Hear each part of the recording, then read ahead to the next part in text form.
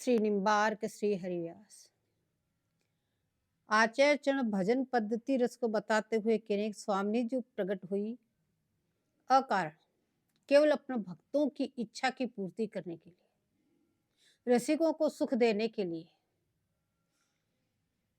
सबको रसदान करने के लिए स्वामी जी यहाँ प्रकट हुए। और वो स्वामी जी जिन्होंने सबको रसपान कराया।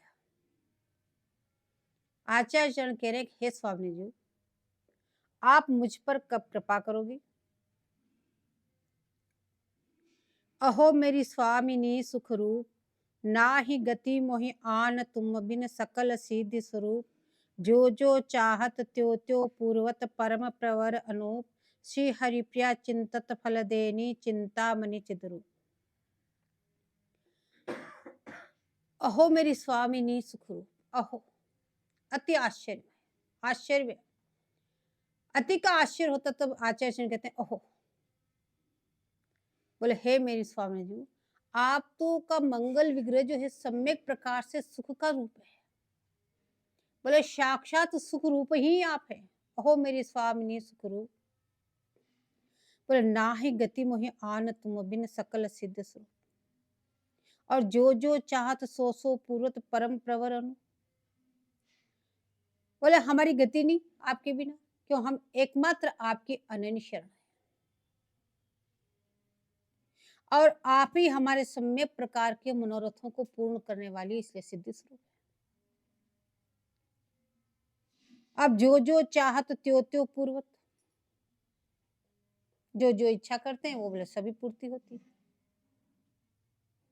लेकिन है कैसी स्वामी जी? कह रहे श्री हरिप्रिया चिंतत फल देनी चिंतामणि चिद्रूप। चिंतामणि तो है, जो आप चिंतन करेंगे वो सब मिलेगा, लेकिन वो चिंतामणि ऐसी वैसी नहीं, चिद्रूप चिंतामणि है। चिंतामणि चिद्रूप, सदानंद घन रूप है, वो चिद्रूप है। क्यों?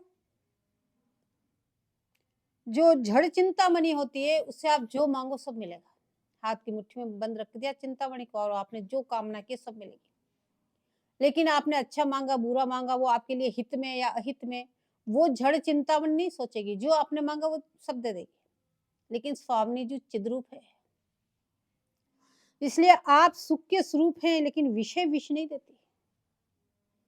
विषय रूपी विषय बोले स्वामी जी नहीं प्रदान करती।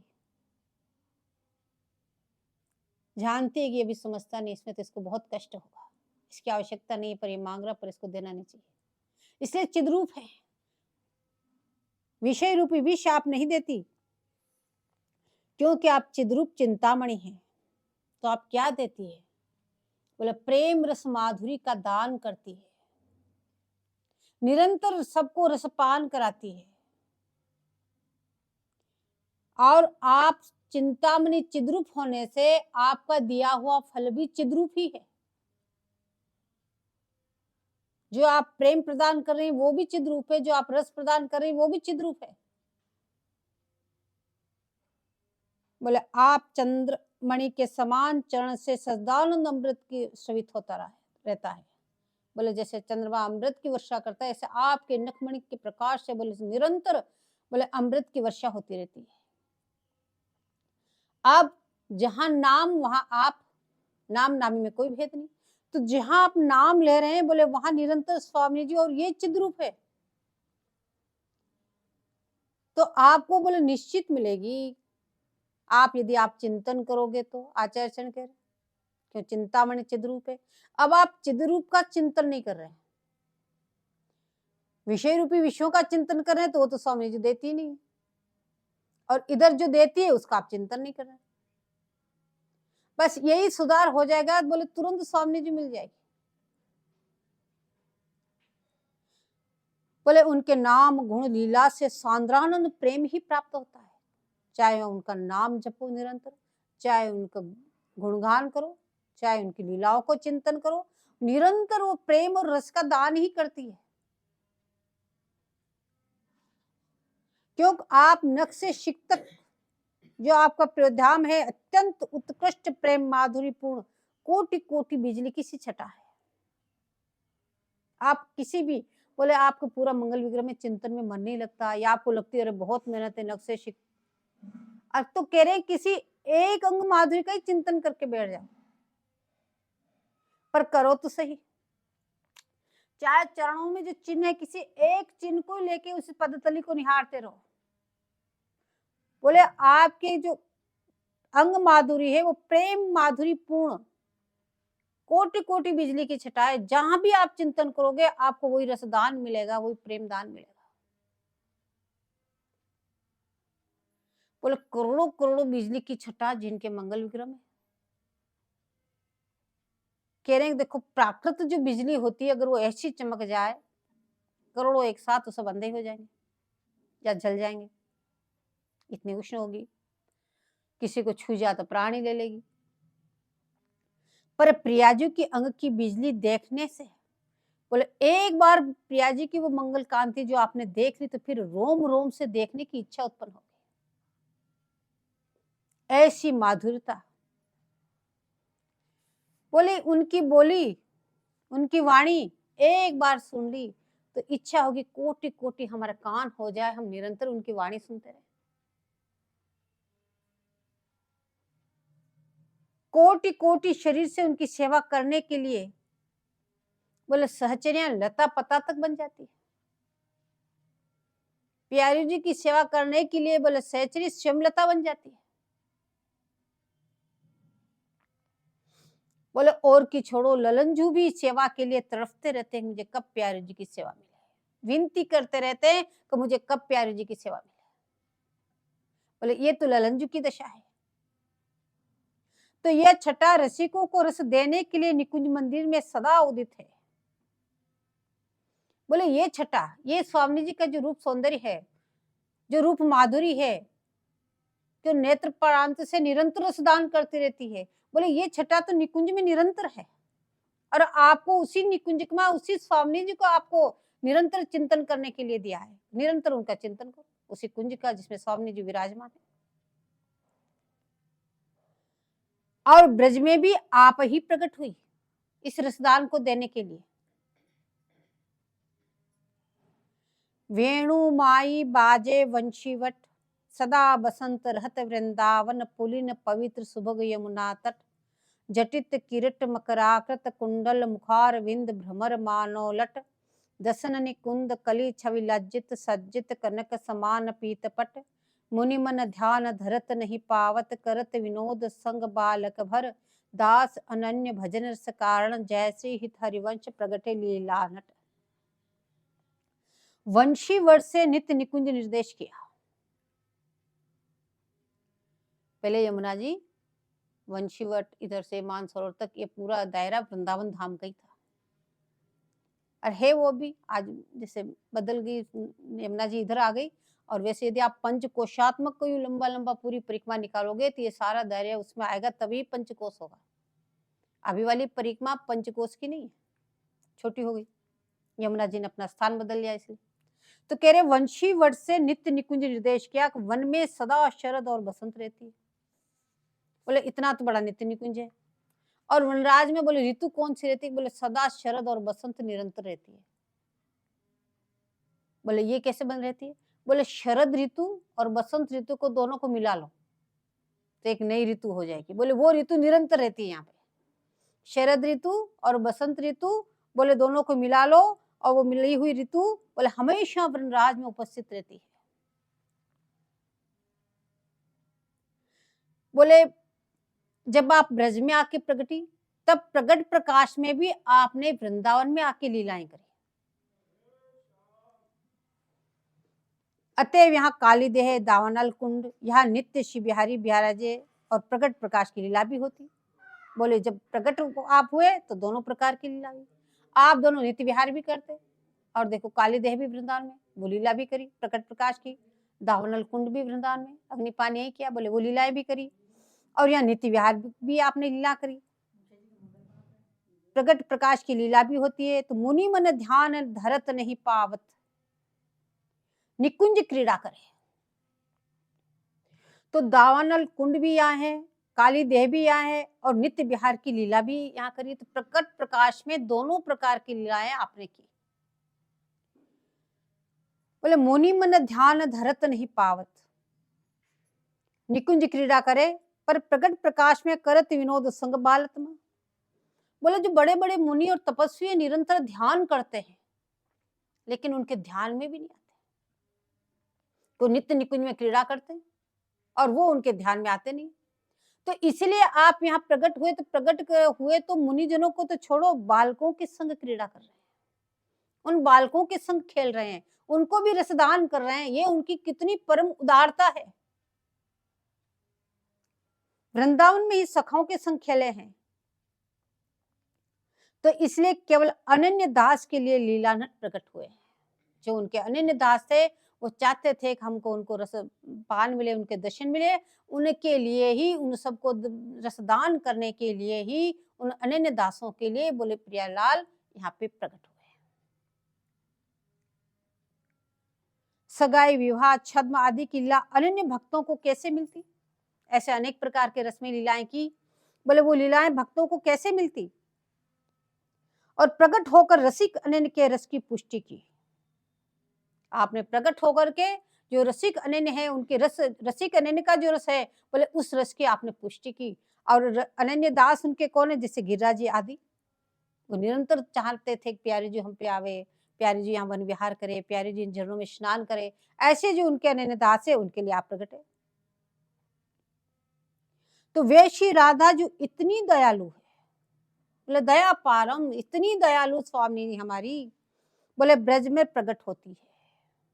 ऐसी दयालु स्वामी जी बोले ब्रज में आके प्रकट होती है। वे भवतु में स्वामिनी, हमारे समान आश्रितों की इच्छा पूरी करती है, और हमारे जैसे आश्रित उनकी भी वो इच्छाएं को पूर्ति करती है। ऐसी परम दयालु स्वामी जी बोले जन्म जन्मांतर हमें उनकी सेवा मिले। आचार्य चरण इच्छा प्रकट कर रहे हैं कि जन्म जन्मांतर हम कहीं रहे, हमें स्वामी जी की सेवा मिले। बोले अपार विलास कुंज में विलसने वाली आनंद कंद परमाद्भुत, बोले हमारी स्वामी जी है।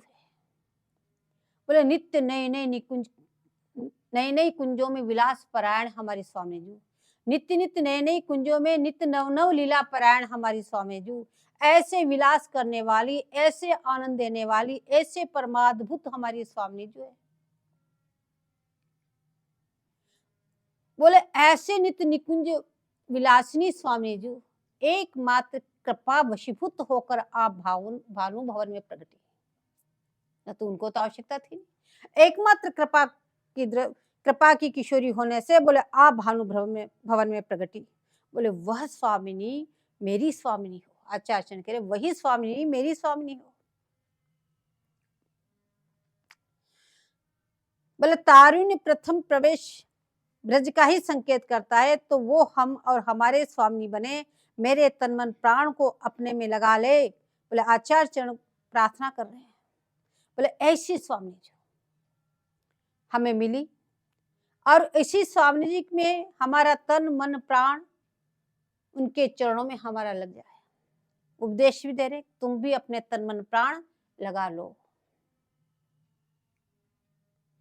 ते ही समान बड़ भाग को सो सब के सिर मोर, मन वच क्रम सर्व सदा जिनके युगल किशोर।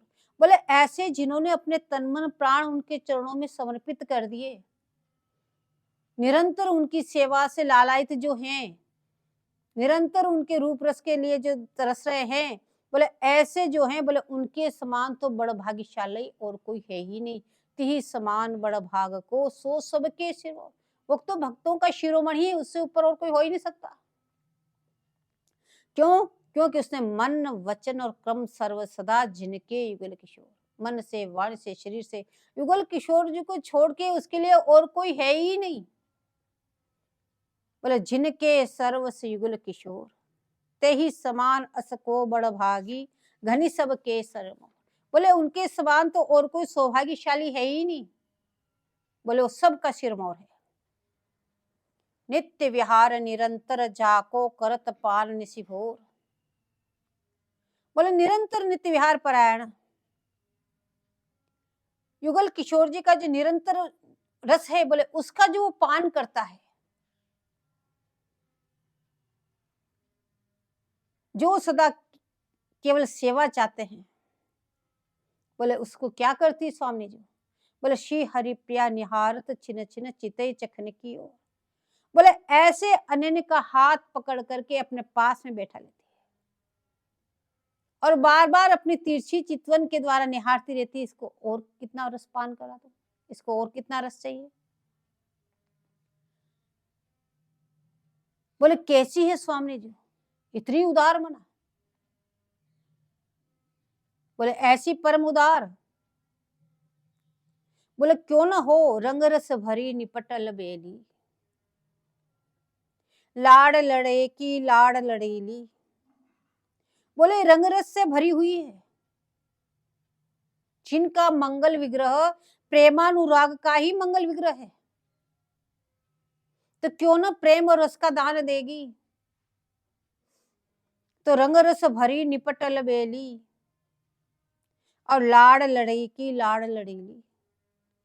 जो लाड़ लड़ीले हैं उनके लाड़ प्यार से लालित पालित ये लाड़ लड़ीली जो है, क्यों नहीं इतनी उदारता होगी, क्यों नहीं इतनी कृपालुता होगी। अंग अंग आभा मन हरनी। बोले आपकी आभा से, बोले दर्शन वो तो बहुत दूर, आपकी आभा मात्र से, किसको एक बार आभास तो हो जाए तो कह रहे आभा मात्र से, बोले समस्त प्रकार की माया को हरण कर लेती है। बोले माया हरण होती तब ही मन उनमें लग जाता है, मन को वश में कर लेती कि अंग अंग आभा, बोले मन हरणी, उसके मन को हरण करके अपने पास में रख लेती है। आलिंगन चुंबन आभरणी, लाड़ प्यार का ही दान करती है। प्रेममय वपुधाम है, प्रेम ही दान करती है, निरंतर प्रेम रस का दान करती है। नवल नागरी नीरज नैनी। बोले नवल कह रहे, नित्य नई नई छटा, इसलिए नवल। और नागरीजू परम चतुरा, जहां देखो नई छटा, जहां देखो नई छटा। और चतुरों की शिरोमणि और नीरज नैनी, बोले कमल के समान जिनके नेत्र, क्योंकि आशितों के प्रति वो नेत्र अनुराग भरे हैं।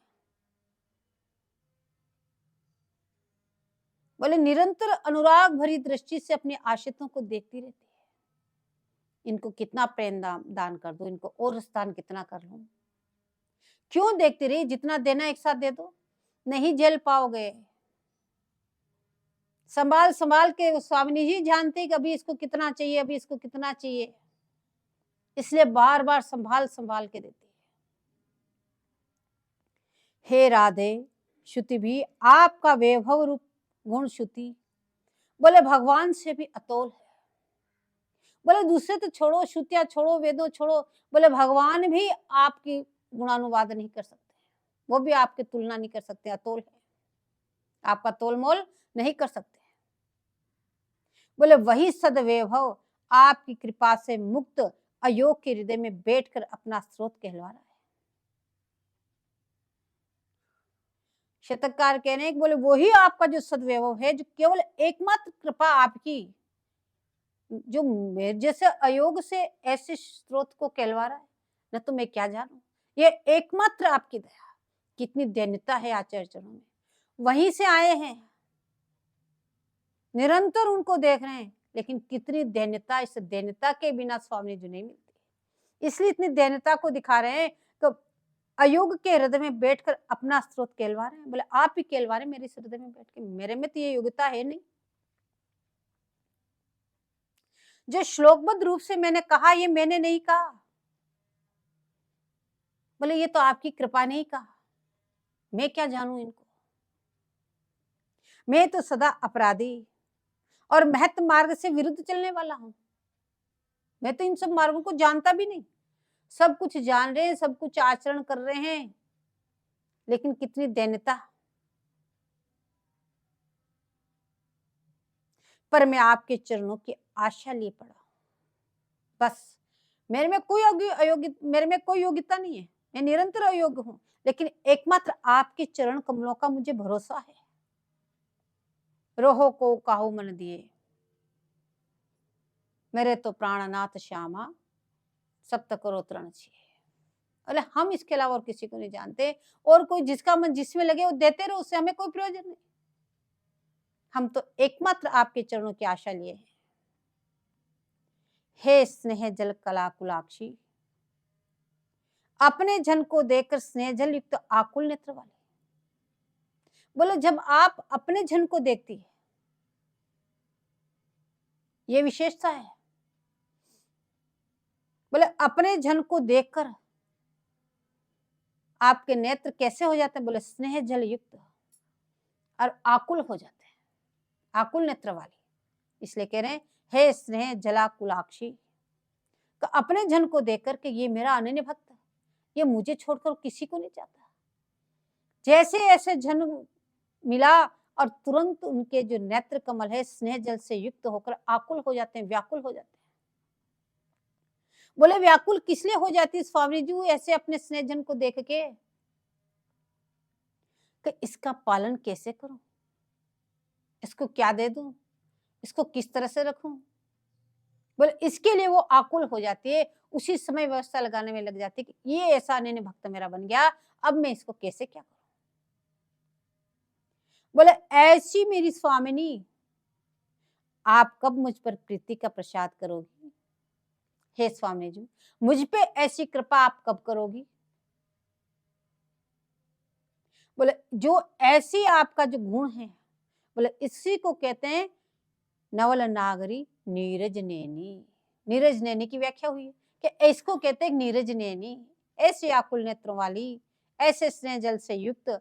हे स्वामी जी, बोले कोक कला कोविद पिक बैनी। बोले हे लड़ेती जी, अपनी वाणी से आप बतराए कर जब आप बोलती हो ना, बोले अति कोमल हृदय को शीतल करने वाली आपकी वाणी है।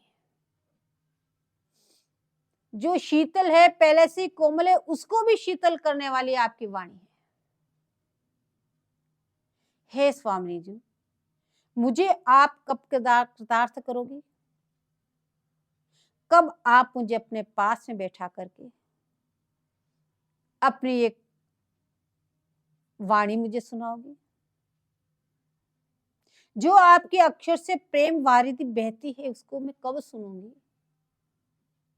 क्योंकि आचार्य वो सब सुन के आए हैं, अब उनके लिए पुनः तड़फन उदय हो रही है। उसको बार बार याद करके स्वामी जी से कह रहे हैं हे स्वामी जी, वो कब कब वो दिन कब होगा?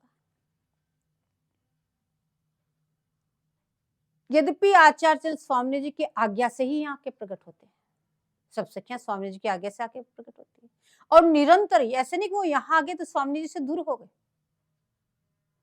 वो निरंतर स्वामी जी के साथ है। लेकिन फिर भी जब ये भान आता है कि मैं आचार्य रूप में हूं, तब व्याकुल हो जाते हैं, तब कहते हैं राखिए अपने पास दासी हो तो।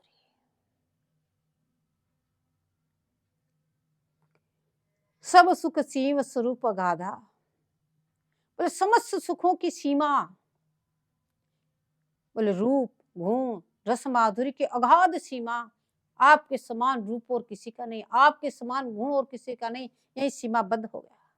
और आपके समान आपकी जो रस माधुरी है वो भी किसी में नहीं। इसे कहने सब सुख सीम स्वरूप अगाधा, यह अगाध सीमा स्वरूप है, इसको कोई बांध भी नहीं सकता, नाप तोल भी नहीं कर सकता, और सीमा स्वरूप है क्योंकि इससे आगे और कोई है ही नहीं ऐसा।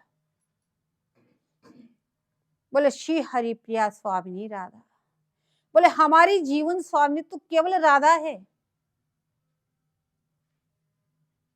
एकमात्र हमारी स्वामी श्री स्वामी जी है, और हमारा किसी से कोई संबंध नहीं, कोई नाता नहीं। वही तो कहेगा श्री हरि प्रिया स्वामिनी राधा। तो तारुण्य प्रथम प्रवेश समय मेरी स्वामिनी हो, ब्रज में प्रगति, लेकिन उस समय भी जब पूर्ण किशोरावस्था में आकर जब उन्होंने लीला की तो आचार्य के चरण कह रहे वो ही स्वामी जी मेरी स्वामी हो। भगवत रसिक जी भी कहते हैं कि हमारी महारानी, बोले हमारी तो महारानी जी है। बोले सभी आचार्य इसी पे जोर देते हैं। रूपलाल जी कहते हैं हमारो बल श्री वृंदावन रानी। बोले वो कैसे प्राप्त होती है? बोले एकमात्र प्रेम के हाथ बिकती है। उनको कुछ नहीं चाहिए, आपका पूर्ण समर्पण और आपका प्रेम चाहिए। इसमें आपको न कोई मेहनत करनी पड़ रही, न कोई खर्चा करना पड़ रहा। केवल पूर्ण रूपेण आत्मसमर्पण हो और पूर्ण रूपेण प्रेम उन्हीं के चरणों में है और किसी में ना हो। ऐसी स्वामिनी, बोले ऐसी स्वामिनी के बल पे हम गरजते हैं। बोले ऐसी प्रिया मेरी स्वामिनी। आचार्य चरण बताने देखो मनुष्य कर्मकांड करके कर्म जनित अपराधों से शुद्ध होता है। दुनिया भर के इतने कर्मकांड बताए हुए, बोले उनका फल क्या है? इतने कर्मकांड करोगे, जो आपने कर्मों के अनुसार जो आपके अपराध हुए, उन अपराधों से आप शुद्ध हो गए, उससे ज्यादा तो और कोई फल है नहीं। फिर अगर आप शुद्ध हो गए तो उसके बाद में आपको ज्ञानियों का संग मिला तो आपको ज्ञान प्राप्त होगा, और यदि भक्त का संग मिल गया तो भक्ति में प्रवेश होगा। और भक्ति ये दोनों प्रकार की बताई, विधि और राग भक्ति। तो राग भक्ति में आपको ये मिलेगा। तो आचार्य चरण कह रहे हैं कि एकमात्र अनन्य शरणागति ग्रहण कर लो। बोले इन सब पचड़े से हट जाओ, इतना समय आपके पास नहीं है, आप तो एकमात्र अनन्य शरणागति प्रिया जी की ग्रहण कर लो। बोले ऐसी कृपालुता, ऐसी दयालुता, जैसे आप अनन्य शरण हुए, बोले स्वामी जी ने आपको हाथ पकड़ के अपने पास में बैठा लिया। आपको इतना सब कुछ करने की आवश्यकता ही नहीं पड़ी। बोले ऐसे आप जिनके सर्वस्व युगल किशोर, उनके अलावा कोई हमारा नहीं। बोले इस प्रकार से बन जाओ।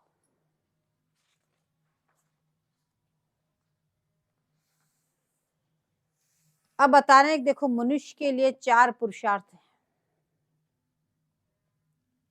पुनः पुनः बारी बारी से समझा रहे हैं, कहीं पे भी किंतु परंतु न रह जाए। अगर कहीं पे भी अटकन रहेगी तो पूर्ण समर्पण नहीं होगा। इसलिए बारी बारी से उनको पुनः पुनः बता रहे हैं कि आप बार बार खोजो अपने दिल में। पहले बहुत विस्तार से बताया, फिर बीच में उस बात को लाके फिर थोड़े विस्तार से बताया, फिर पुनः संक्षिप्त में उनका वर्णन करते जा रहे हैं कि क्यों कर रहे हैं बार बार इसका वर्णन, आप टटोलते रहना, कहीं इनमें आपका मन फंसा हुआ तो नहीं। क्यों ये चीजें इतनी बारीकी से अंदर रहती है, जन्म जन्मांतरों के अभ्यास से रहती है कि वो पता ही नहीं चलता। हम सोचते हैं कि हमने तो सब कुछ त्याग कर दिया, हमने अब कुछ नहीं करते, लेकिन पता चलता है कितना कितना अपना उसमें मन फंसा हुआ।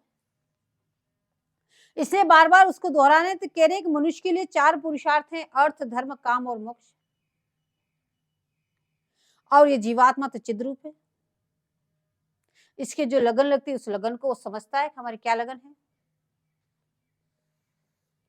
और अब इस जीव का जहां मन लग गया उसी का दास बन जाता है, चाहे अर्थ में लगो, चाहे धर्म में लगो, चाहे काम में लगो, चाहे मोक्ष में लगो, उसी का दास बन जाता है और उसी को सर्वोपरि मानता है। क्या जहां मन लग गया वही उसके लिए सर्वोपरि हो गया। तो किन्हीं को जीवों का तो अर्थ से संबंध है, तो वो अर्थ के ही दास बन जाते हैं।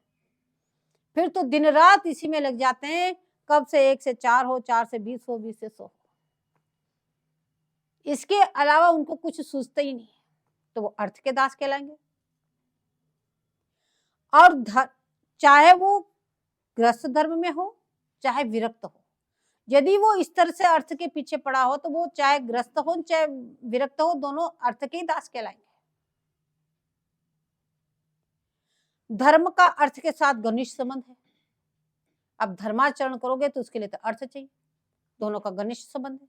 उस अर्थ को आप प्राप्त करके अब धर्माचरण करोगे। धर्माचरण में क्या जप है, तीर्थ यात्रा है, दान पुण्य वगैरह बहुत सारे यज्ञ वगैरह, ये सब धर्माचरण है। उन सब में अर्थ से व्यवस्था होती है उनकी। और अर्थ आराम के लिए भी होता है, शरीर को सुख देने के लिए अत्यंत आराम की जो वस्तुएं चाहिए वो भी अर्थ से एकत्रित होती है, तो अर्थ आराम के लिए भी होता है। तो जिस वस्तु में मन रहा आपका मन रमा, बोले अंत में वो ही वस्तु आपको मिलेगी।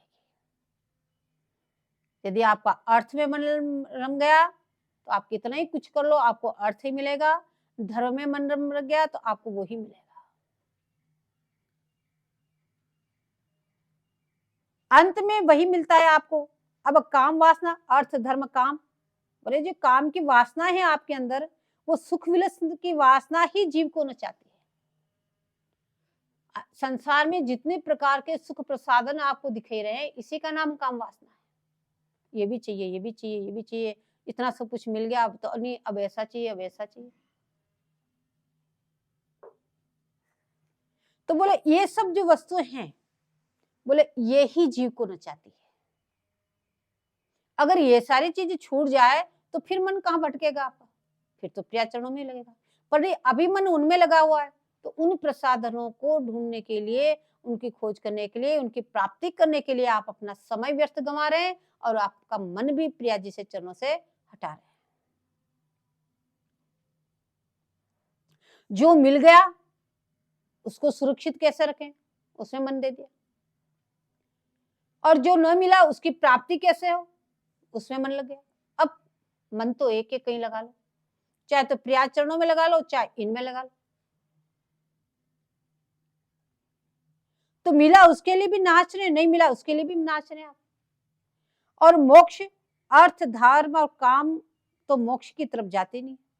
अर्थ चाहने वाले, धर्माचरण करने वाले और काम वासना वाले, ये तो मोक्ष की तरफ देखते ही नहीं, उनको तो मोक्ष चाहिए नहीं। जिन्हें त्रिवर्ग से है बुद्धि हो गई, जो अर्थ धर्म काम, इनमें जिनकी है बुद्धि हो गई कि ये तुच्छ है, ये व्यर्थ है, व्यर्थ का समय खोना है, पहले तो ये पोशी है श्यामा, अरे चुप बैठो भजन करो, बाकी क्या कुछ करना वो अपने आप होता रहेगा, तुम्हें कुछ चिंता करने की जरूरत नहीं। चुप आके बैठ जाओ वृंदावन में, भजन करते रहो, अपने आप स्वामी जी व्यवस्था करती रहेगी, अपने आप सब करते रहेगी। तुम्हारा काम है प्रिया चरणों का चिंतन करो, वहां से तुम चित्त मत हटाओ, तुम और कोई प्रयास मत करो। तो जिनमें ऐसी है बुद्धि होगी कि हमें अर्थ से कोई प्रयोजन नहीं, धर्म से कोई प्रयोजन नहीं, हमें काम वासना से हमें कोई नहीं, जैसा है वैसा ठीक है, स्वामी जी की इच्छा है। अगर ऐसी है तो ऐसे में बैठ के भजन करेंगे, बोले वो भी नहीं है, अब झोपड़ी भी नहीं है बाहर लता के नीचे, तो लता के नीचे बैठ के भजन, इतना उनके प्रति है बुद्धि हो जाए तो हमें कुछ चाहिए ही नहीं, जो सहज में उपलब्ध है उसी के अनुसार, उनके लिए किसी प्रकार का कोई प्रयास न करें। बोले जिनकी उन वस्तुओं में ऐसी है बुद्धि हो गई, उनका कोई महत्व नहीं रहा, बोले वो ही लोग जगत से वैराग्य उत्पन्न होता है, और वो ही लोग फिर मोक्ष चाहते हैं। मोक्ष क्या है कि जन्म मरण के चक्कर से छूटना ही मोक्ष है, मुक्ति है। बोले अपना देहाध्यास छूटकर नित्य सिद्ध स्वरूप में स्थित ही मोक्ष है। मोक्ष का अर्थ है मुक्ति। तो जिनका यहाँ देहाध्यास है, अपना देह का आभास है, अभी भूख लगी, अभी ये लगा, अभी ये लगा, ये लगा, तो ये सारी चीजें भी जब तक इन पे आप पाबंदी नहीं लगाओगे, जब तक आप अंतस्थित वपुस्वा नित्य स्थिर कैसे रहोगे।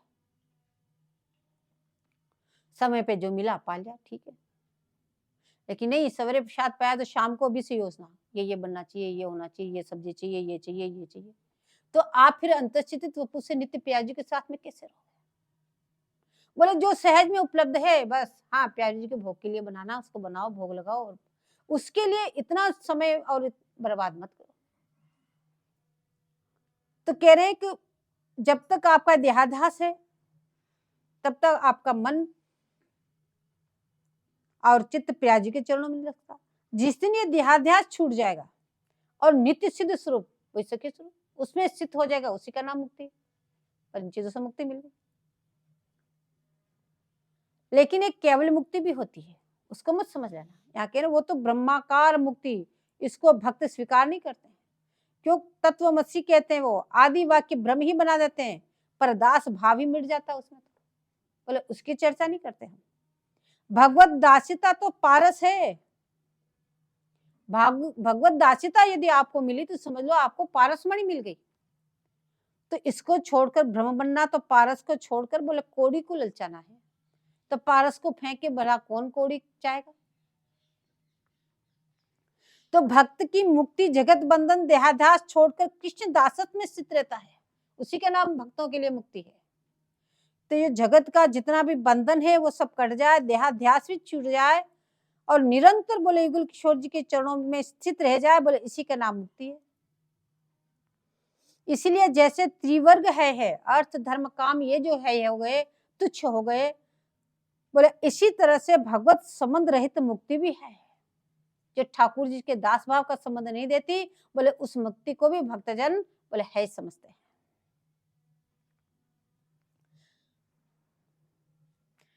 मुक्ति हित्वा यथा रूपम स्वरूपेण व्यवस्थित, तो यही जीव के लिए उपाय है। तो उसको जो पूर्व प्रसंग में आपको समझा क्या है, ना हम विप्रो न हम ब्राह्मण है, न शूद्र है, न वैश्य, बोले क्या हो, हम तो दासानुदास है, हम तो दासों की दास की सेवा करना चाहते हैं। बोले जन्म कर्म वर्ण आश्रम में भी अहम बुद्धि नहीं है, हम किस कुल में जन्म हुए, किस वर्ण में जन्म हुए, हम कितने बड़े कितने छोटे कैसे क्या, बोले इसमें भी जिनकी बुद्धि नहीं है, बोले क्या है, केवल हम युगल किशोर जी के दास हैं, इसके अलावा हमारा किसी से कोई संबंध नहीं है, और केवल दासों के दास जो बनना चाहते हैं।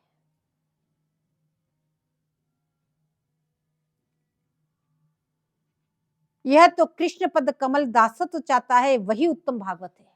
जो बोले जो ठाकुर जी के चरण कमलों को दास बनना चाहता है, बोले उसी को उत्तम भागवत का है। बोले ये बात उद्धव प्रभु समाज जो प्रोदित निखिल प्रेम का सागर जिस कृष्ण में है, बोले उनके दासानुदास है। बोले महाप्रभु जी तो स्वयं कृष्ण अवतार है, चैतन्य महाप्रभु जी वो तो भगवान के अवतार है।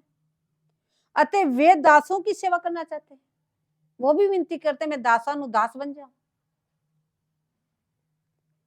तो दासों के दास बनने में क्या होगा, बोले आपको 3 गुना माल मिलेगा। कि दासों के दास आप बनना चाहते हो तो उससे तो आपको 3 गुना माल मिलेगा। बोले क्या, सबसे पहले तो यहाँ आपका दैनिक का संचार होगा। जब तक दास नहीं बनोगे तब तक दैनिकता नहीं आएगी, और जब दैनिकता नहीं आएगी तब तक हृदय सरस नहीं होगा। हृदय सरस नहीं होगा तब तक प्रिया के चरणों में मन नहीं लग सकता, प्रिया चरणों में मन चिपक नहीं सकता। तो बिहारी देव जी कह रहे हैं, बोले भक्तों के लिए इस संसार में केवल 3 महाबल है और कोई सहारा ही नहीं।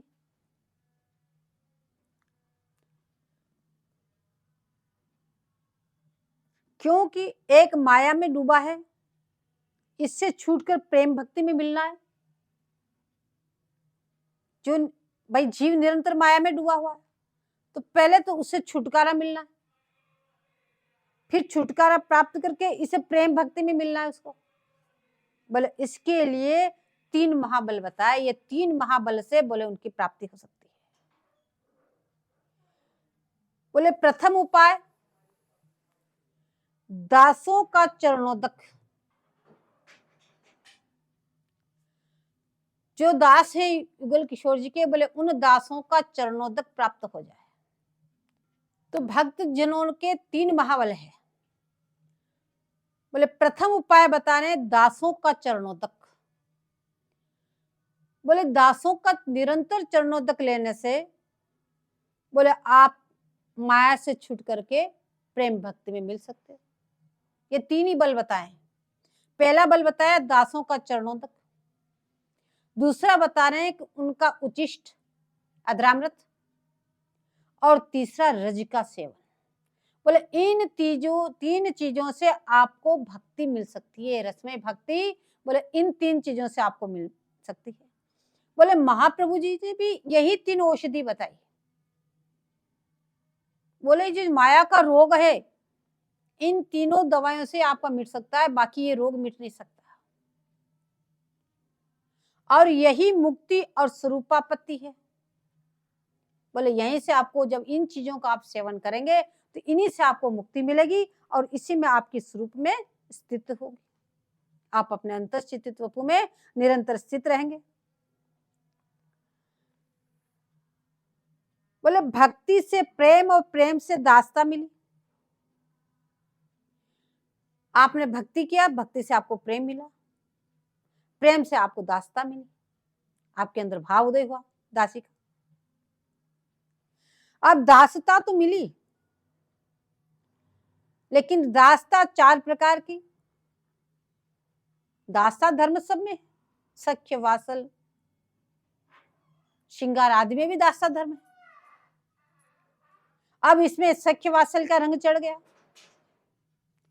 तो वासल में भी दासता ही है, सख्य में भी दासता ही है, श्रृंगार गोपियों में भी दासता ही है।